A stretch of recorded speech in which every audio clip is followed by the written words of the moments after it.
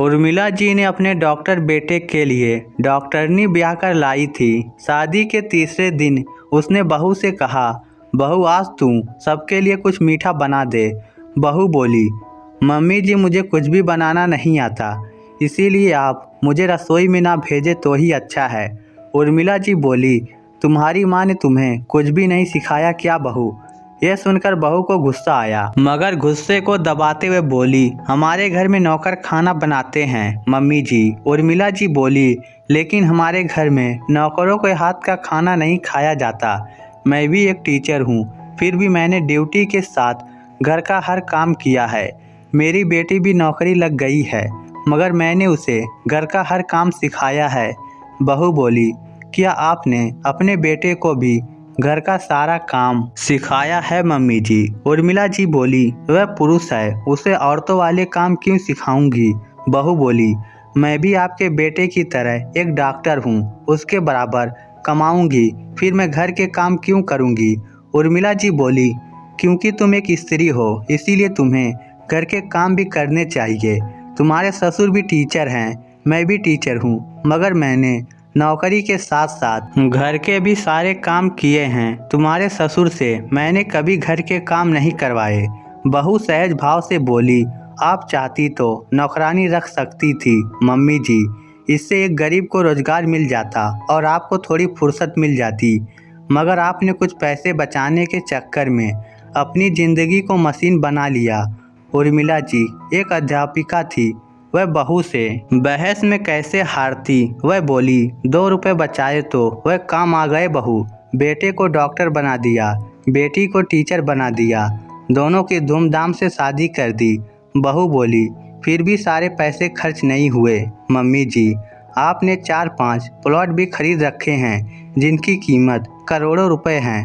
आपके पास नकदी भी बहुत सारे पैसे होंगे।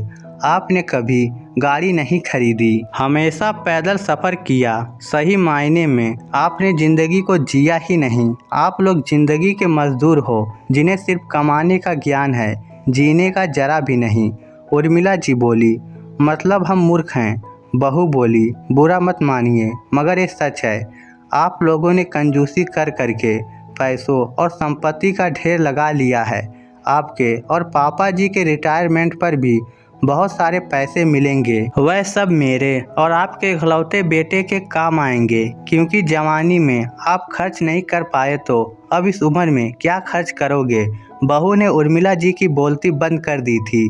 अब उसे कोई जवाब ही नहीं सूझ रहा था, इसीलिए वह झल्लाकर बोली, बहू कुछ नहीं बनाना है तो मत बना, मगर फालतू के तर्क देकर दिमाग खराब मत कर। फिर उर्मिला जी खुद रसोई में चली गई। बहू चुपचाप अपने कमरे में जाकर मोबाइल चलाने लगी। रात को उर्मिला जी ने पति को बहू से हुई सारी बात बताई। फिर बोली, सुनो जी, मुझे कल ही एक गाड़ी चाहिए और घर में एक नौकरानी चाहिए। उर्मिला जी बोली। पति बोले, पागल हो गई हो क्या? नौकरानी तो ठीक है, मगर गाड़ी का क्या करोगी इस उम्र में? उर्मिला जी बोली, अभी तो 50 वर्ष की हुई हूँ, बूढ़ी नहीं हुई हूँ। कमाकर जो पैसे इकट्ठे किए हैं उन्हें हम खर्च नहीं करेंगे तो बच्चे ऐश करेंगे। आज बहू ने मेरी आंखें खोल दी, अब मुझे भी थोड़ा सा जीना है। मास्टर जी बोले, कई बार सोचा तो मैंने भी था कि घर में एक गाड़ी तो होनी चाहिए, मगर खरीद ना सका। तू मोबाइल में देख अल्टो कार की क्या दाम चल रहे हैं। उर्मिला जी बोली, मुझे नहीं चाहिए अल्टो कार, 20 लाख के ऊपर की गाड़ी लाऊंगी। और सुनो, वह मेरी पर्सनल होगी, घर के लिए लानी है तो दूसरी खरीद लेना। मास्टर जी पत्नी को ऐसे देखने लगे जैसे कोई हॉरर मूवी देख रहे हों। बोले, सनक गई हो क्या? उर्मिला जी बोली, सनकी नहीं हूँ, जाग गई हूँ। ड्यूटी और घर के काम में उलझकर सारी उम्र गुजार दी, अब थोड़ी सी जीना चाहती हूँ। मास्टर जी कुछ बोले नहीं, मगर मन ही मन अपनी डॉक्टरनी बहू को कोस रहे थे। तो दोस्तों, इस स्टोरी को लेकर आपकी क्या राय है? नीचे कमेंट करके हमें ज़रूर बताइएगा। धन्यवाद।